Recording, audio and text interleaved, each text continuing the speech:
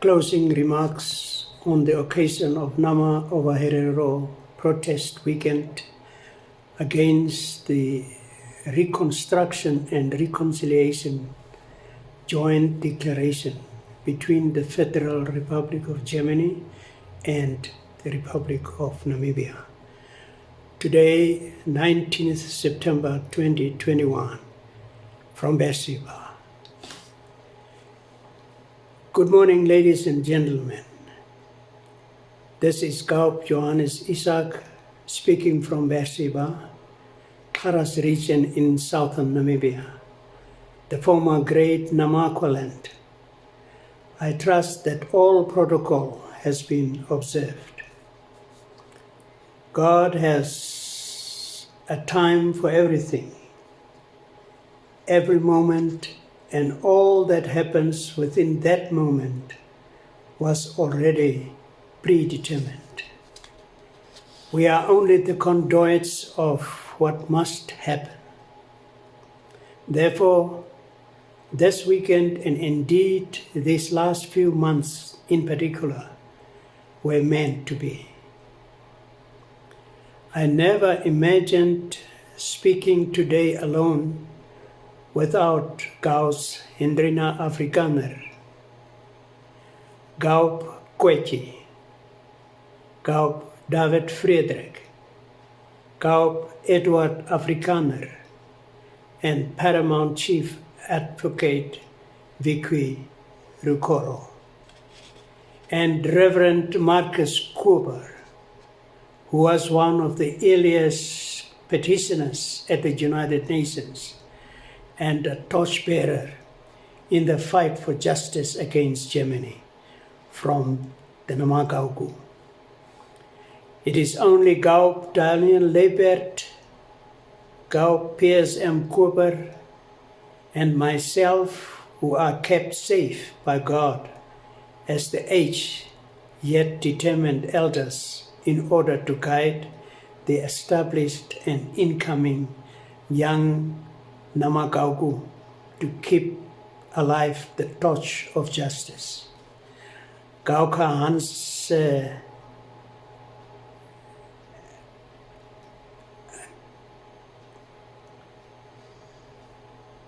and Wetboy,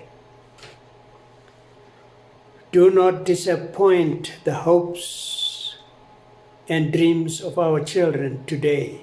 I today ask all of you, my fellow youthful chosen leaders. Sometimes I ask my Lord, why have you left us this heavy burden by taking away our confidence? But then, dear God, you remind us that our nations,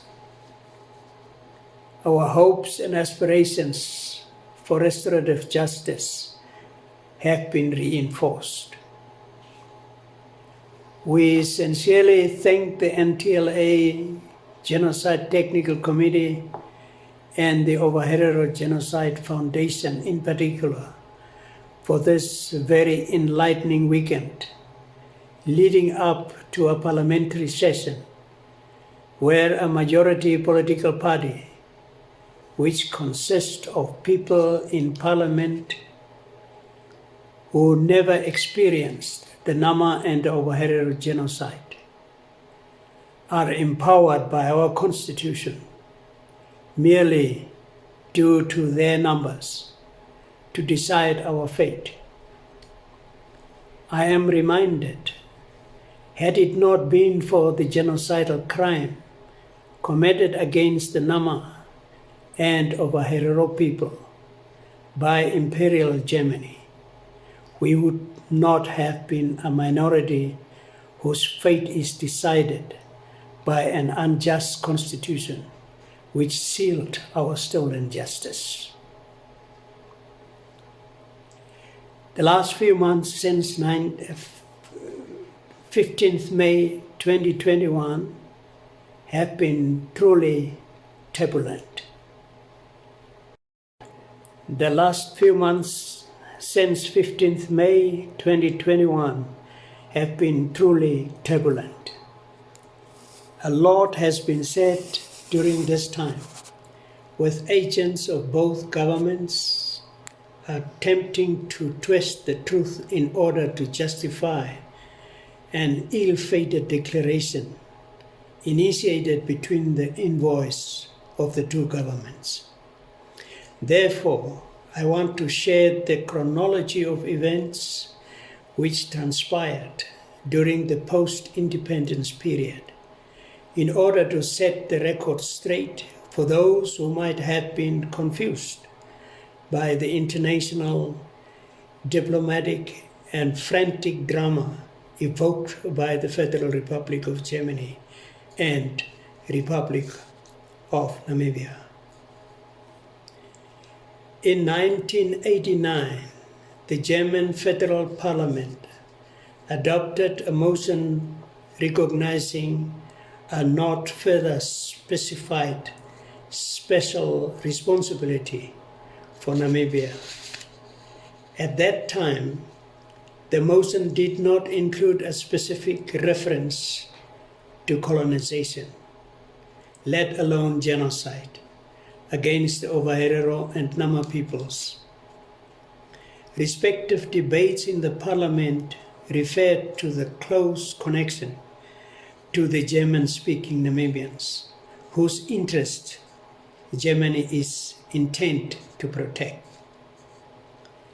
In 1995, German Federal Chancellor Helmut Kohl visited Namibia without explicitly referring in his speech to the German colonization, let alone genocide, beyond stressing the close ties to the German-speaking minority.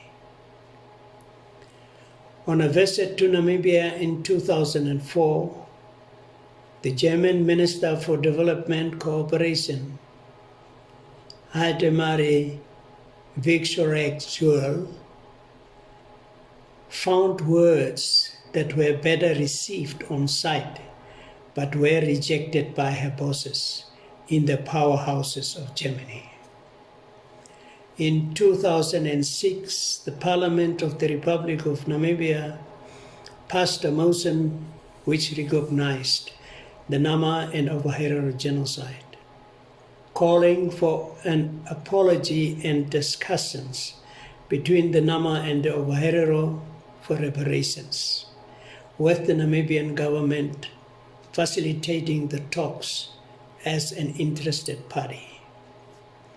After the visit of Vigsorek-Zuel to Namibia, a special initiative was launched from 2007 to 2015, which involved the distribution of development aid to the especially affected areas, in which resulted in the delivery of old goats and some uninvited infrastructure which turned into white elephants. In early November 2015, Ruprecht Pollens was appointed as the first special envoy for German-Namibian relations. Namibia appointed Dr. Sidikia Ngavirwe, may his soul rest in peace, as special envoy. If Dr. Ngavirwe represented the Ovaherero people as implied on several occasions by the President of Namibia, I wonder whom the latter handpicked to represent the Nama people. Perhaps the President forgot that we exist. In 2016, the Namibian government set up a technical committee advising the special envoy, which, however, did not have standing on itself. We oppose the process and ask for a return to the format adopted in the 2006 parliamentary resolution. On 27 September 2016, a legal opinion of the Research Service of the German Parliament was drafted. regarding the qualification of the events under international law and related liability risks. This opinion denied the illegality of the conduct under international law, stating that international law at the time excluded, in their view, uncivilized indigenous peoples from legal protection. In other words, Germany claims that we, as the so-called uncivilized people, are not subjects of law, and therefore they could kill us. On January 17th,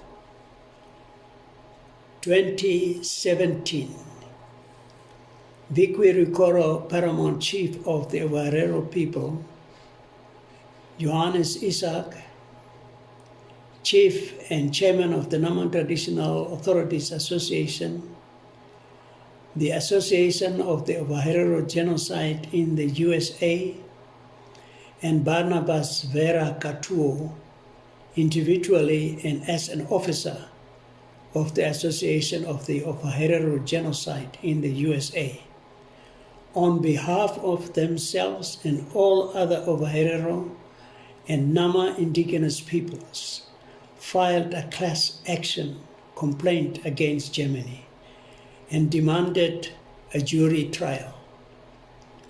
The class action was filed by Ken F. McKellian of the McKellian and Associates.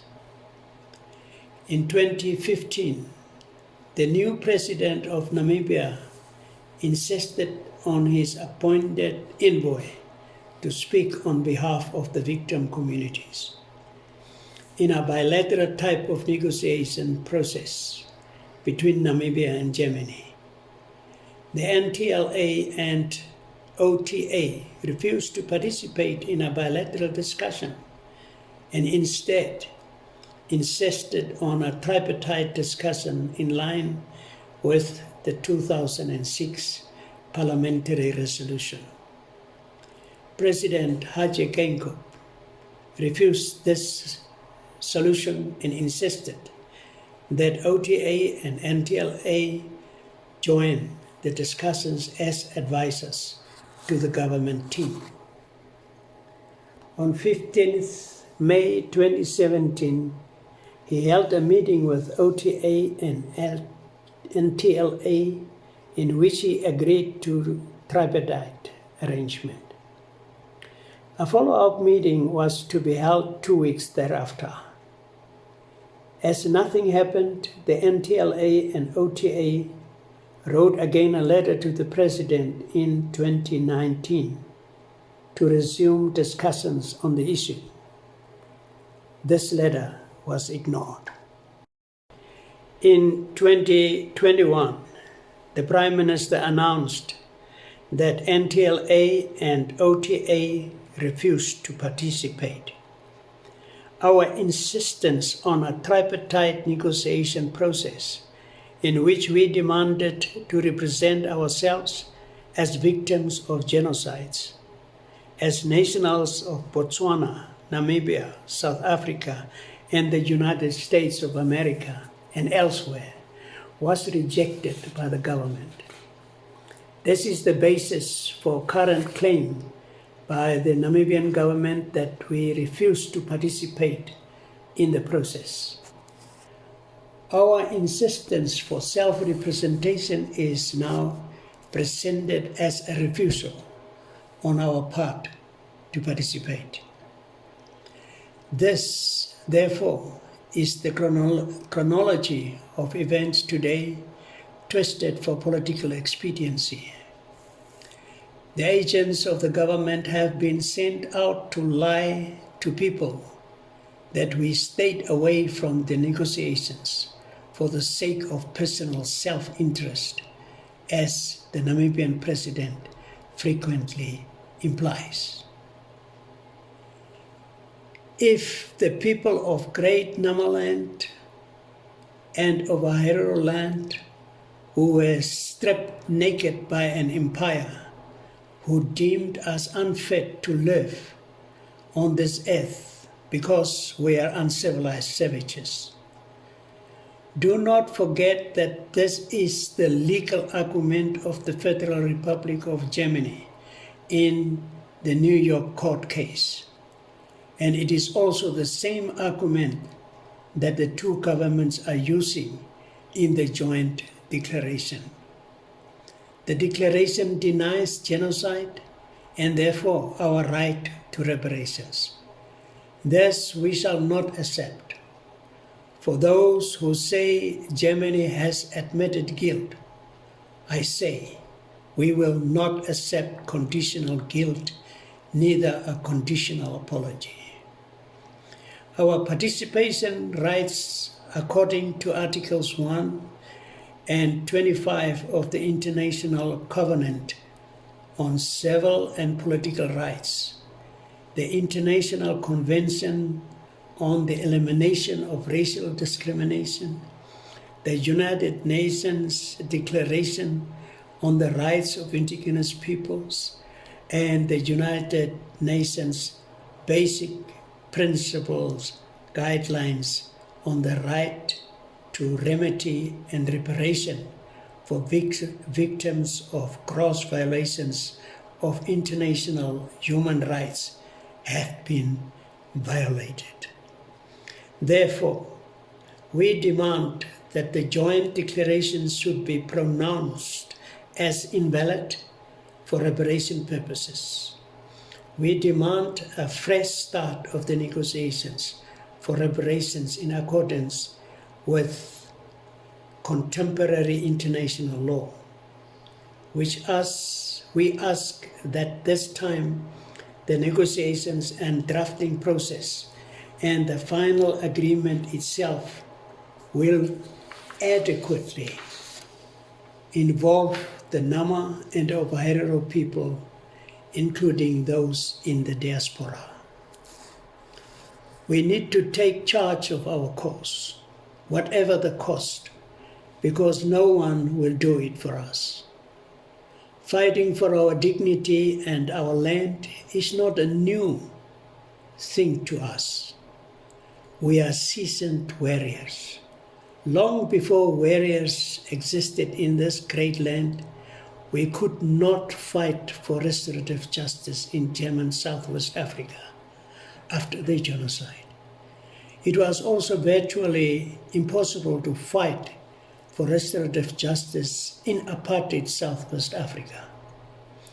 Our fallen brave warriors, such as Paramount Chief Hosea Kutako, Petrus Andreas George, and David Witbooi, stood side by side to lead our fight under difficult circumstances, petitioning the United Nations for the first time. Again, they were fighting against a huge tide. Today, in an independent Namibia, governed by the Southwest Africa People's Organization-led government. P.C. Rikoro and late Gaup Frederick again took on our fight against a huge tide of resistance, to be continued by the late P.C. Rikoro and myself, Gaup Isaac.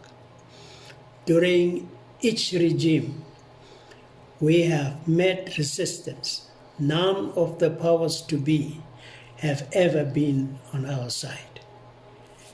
With the passing of P.C. Rikoro, I am surrounded by a formidable team of warriors under the Ovaherero Genocide Foundation and NTLA Genocide Committee, who have carried the flame of our freedom under the supervision of the NTLA and OTA Transitional Committee. A parliamentary resolution has been captured illegally by the Swapo government. Perhaps it is time for a Namibian people's government, because all the Southwest Africa-inspired regimes have failed us. go out and harness mass actions and public debates to make it clear that the Namibian government has no right to beg for German money in our name without our direct involvement. It is very clear that Namibian and German governments have no intention whatsoever to speak in our interest. During a meeting with the Namibian President, Dr. Hage in May 2017, he clearly stated that as long as we call it a Nama and Ovaherero genocide, the Namibian government will never support it. Rest assured that we have instructed our technical teams to explore all legal instruments, whether national, continental, or international, to hold the Namibian and German governments accountable to its own laws and to international laws. Let me take this opportunity to announce to the Nama and Ovaherero people and to the world at large that we have already made submissions of alert to the United Nations Committee on the Elimination of Racial Discrimination.